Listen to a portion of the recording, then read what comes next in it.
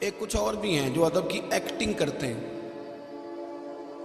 ادب نہیں کرتے، ان کی کمریں جھکی ہوئی ہوتی ہیں پر دل ہاں وہ بھی ہیں، بڑے میٹھے بڑے بھولے بھالے، وہ پیچھے سے ان کی گردن جھکی ہوئی ہوتی ہے، لیکن اگر ناراض نہ ہوں میرے سننے والے دیکھنے والے تو کئی دفعہ اپنا کام نکلوانے کے لیے بھی ادب کر رہے ہوتے ہیں۔ کئی دفعہ جن کو ادب کرانے کا چسکا لگا ہوتا ہے نا، ان کو اپنے آئینے میں بھی اتارنے کے لیے ادب کر رہے ہوں۔ وہ میٹھا اس لیے نہیں بول رہے ہوتے کہ ان کو سامنے والا اچھا لگتا ہے، وہ میٹھا اس لیے بول رہے ہوتے ہیں کہ چلو میری سن لے، میرا کام نکال دے۔ تو ادب اور چیز کا نام ہے، ادب اور مزاج کا نام ہے، ادب اور کیفیت کا نام ہے، ادب کا رنگ ڈھنگ اور ہے۔ میں ایک ایسے شخص کو جانتا ہوں جس کی بڑی ہوا ہے،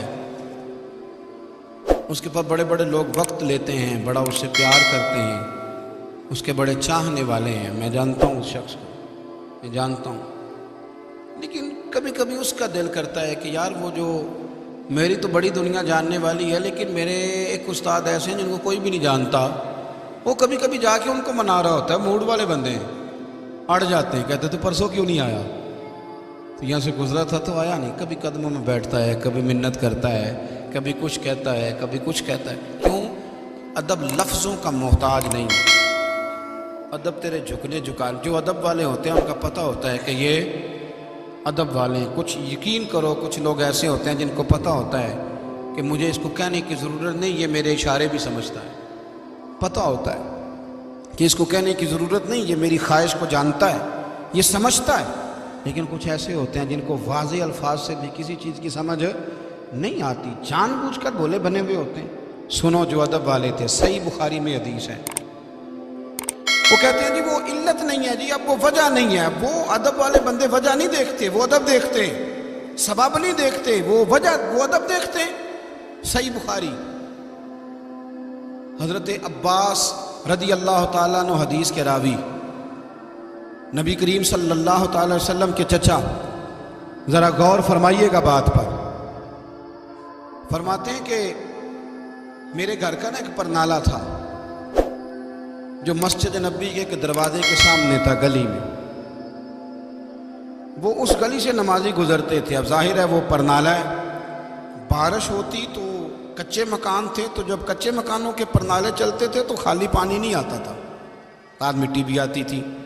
اب نمازیوں کے کپڑوں پہ گرتی، کپڑے آلودہ ہو جاتے، مٹی لگ جاتی۔ امیر المومنین تھے حضرت عمر فاروق، جن کے سامنے کو بات ٹھہر ہی نہیں سکتی تھی۔ لوگوں نے جھٹ سے عرض کی حضور وہ پرنالہ، تو فرمانے لگے عباس کو چاہیے تھا اس کو بدل دیتا، نمازیوں کو تکلیف ہوتی ہے۔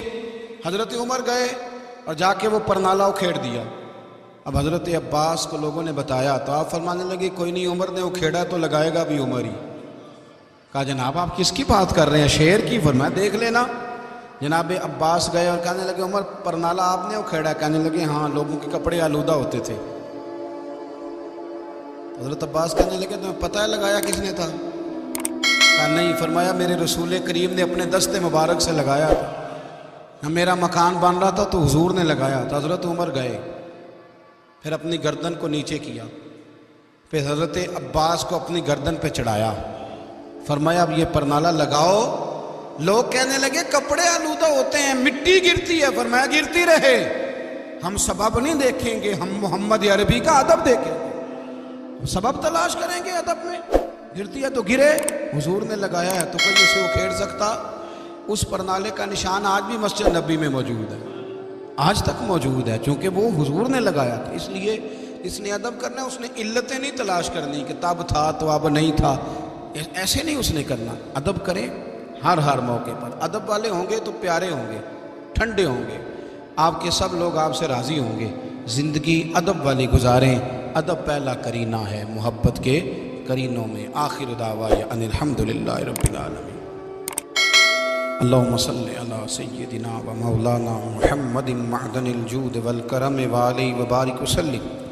اے مالک کریم ہماری حاضری قبول فرما، دور و نزدیک سے جتنے دوست آئے ہیں اللہ ہم سب کا مل بیٹھنا قبول فرمانا۔